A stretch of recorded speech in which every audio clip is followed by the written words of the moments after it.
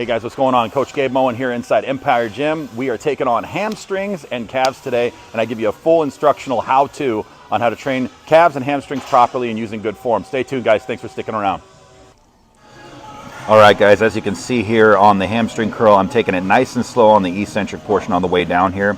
On the way up, taking it up, squeezing it as hard as I can. But notice, guys, notice that my butt does not tilt all the way up, and trying to keep it stationary and locked down, because you want to squeeze your glutes the entire time that you're doing this exercise. The reason for that is the shortening and the lengthening of your low back muscles just above your glutes.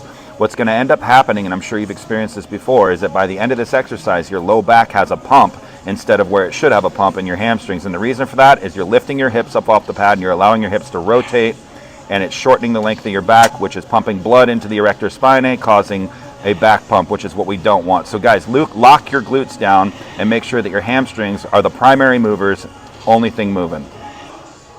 All right, guys, setting up for a little hamstring.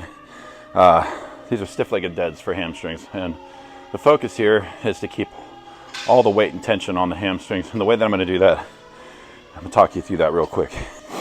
Now, when I approach the bar, I always get my shins touching out of habit, just like I used to deadlift in powerlifting. But shins up against the bar at the end of the knurling in the middle, shoulder width apart, something like that.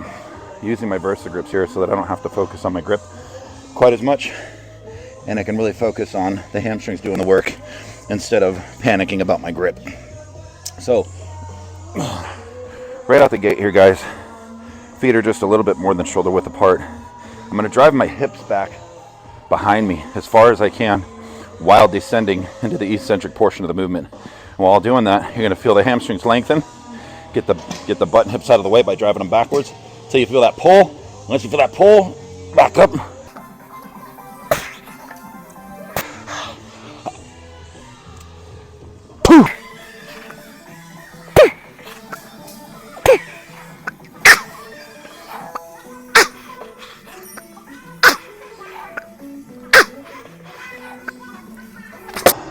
Okay guys, we are over at seated calf next. That's going to be my first calf exercise. I always start off my calves with seated to target the soleus muscle, which is probably the most neglected muscle in the calf that most people don't train. So to do these properly, every rep must be the same, meaning you want to get a full stretch in the bottom and you want to get a complete contraction at the top with no speed, no bouncing. I see a lot of people in the gym just trying to get the weight from A to B. Fine and great and all if you're just trying to move weight from A to B, but if you're trying to build muscle, keep it under tension the whole time. Take your time, squeeze on the way up, hold it at the top, and then slowly make your way down. Count 1 1,000, 2 1,000, 3 1,000 until you get that stretch, and then come back up and squeeze and hold at the top with purpose, squeezing it so that you can feel like it's almost going to cramp. Slow on the way back down, back up to squeeze and try to make it cramp. Squeeze as hard as you can. Back down nice and slow. 3 1,000. Back up. Squeeze hard as I can. Down nice and slow. 1,000.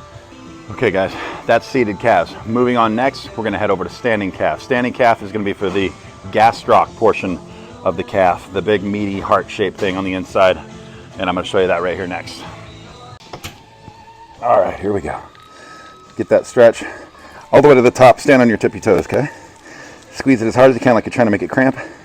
And come down nice and slow. 1 1,000, 2 1,000, 3 1,000, stretch and up. 1 1,000, 2 1,000, 3 1,000, up. 1 1,000, 3 up. One thing I definitely got to touch on, you guys, is that when you start to feel that panic, like you're not going to make it, slow it down even more, especially on the eccentric portion of the movement, because speed kills in this sport. In this sport, it's longevity. Take your time, lower the eccentric portion, the negative portion, very slowly with a 3 count. I can't stress that enough, especially in the harder reps towards the latter, end of the set. Really slow it down and focus, otherwise you're gonna get yourself in trouble and get hurt.